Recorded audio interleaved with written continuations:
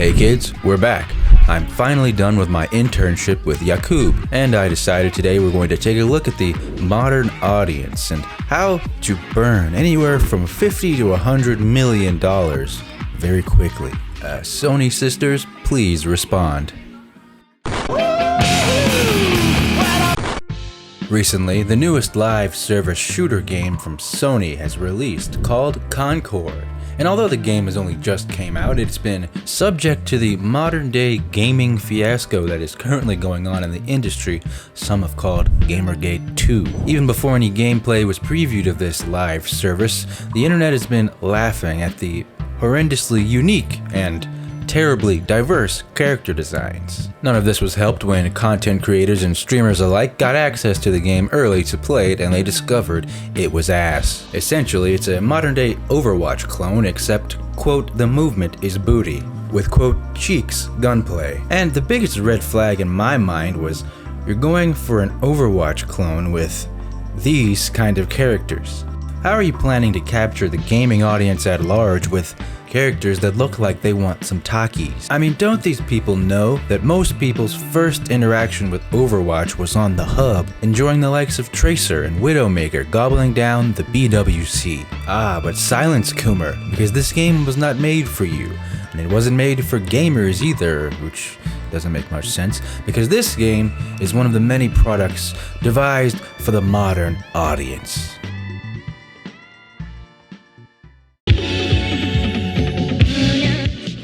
Over time, things change, people grow, and the natural core audience of various products and media franchises can develop over time, which obviously leads us into the concept of the modern audience, the new person, if you will. And as derided as this concept is, it is technically true. For example, just in the past 10 to 20 years, we've seen the cultural zeitgeist go from being dominated by the millennial quirk chungus doggo, wholesome 100, you win the internet today, sir, don't worry, I'll give it back, to the current skibbity riz. What the Sigma? Bro got the McFlurry before GTA 6. Can I get a 2 cups of water? We're Costco guys! Bro, shut the fuck up! Ohio, I want to put my penis in Chica Bunny from Five Nights at Freddy's. She is such a bad bitch, though! Hegemony. Baby Grunk? Baby Grunk, is that you? No, I'm Quandale Dingle, Baby Grunk. Grittied off to Ohio. I know that's Cap. Fine, you got me. What do you want? Please, just jelk my Drake strings again? Make me a munch just so you can bust right into my pants? That edge has already gooned. Please, just... What are you drinking? Boy, it's just alcohol. Baby. However, despite running the culture, the Zoomers are still far too young to hold institutional power, and so most of the big things that are created these days are created by the 35-year-old millennials who just won't give it up. Look at me. We are the boomers now. These millennials both fail to accept and, more importantly I think, fail to understand the differences in culture, and instead have just decided that they're going to pretend that people are the way that they imagine in their head. Hence, we get lesbian space witches and whatever this is. Fear not though, young Zoomer, as it appears the spiritual mass of your cultural influence is finally having an effect. Because the Acolyte has been cancelled, most likely due to high cost and low viewership, and similarly Concord has peaked as of 5 minutes ago at 267 players. In fact, as you can see, not even 1,000 people have ever played this game at the same time, which is a good use of $80 to $100 million. At first, we didn't know what to do with all the money. We tried burying it, shredding it, and burning it. Don't worry, however, because the cavalry is here. That's right, gaming journalists will save the day as usual. I mean, whoever needed any of you talentless freaks anyway? I know, quick, get all the Sony studios to tweet something. That'll do it. Concord is selling much, much better on the PlayStation Store than Steam. It's currently 511 on the Steam bestseller list, but on the PlayStation Store, it's number 42. And this would be a compelling point if it weren't for the fact that on PlayStation there's exactly one game. I don't know why. Tom has figured it out. Is the Steam DB data for Concord simply broken? Surely there are more than 500 people playing it on Steam right now. Gulp.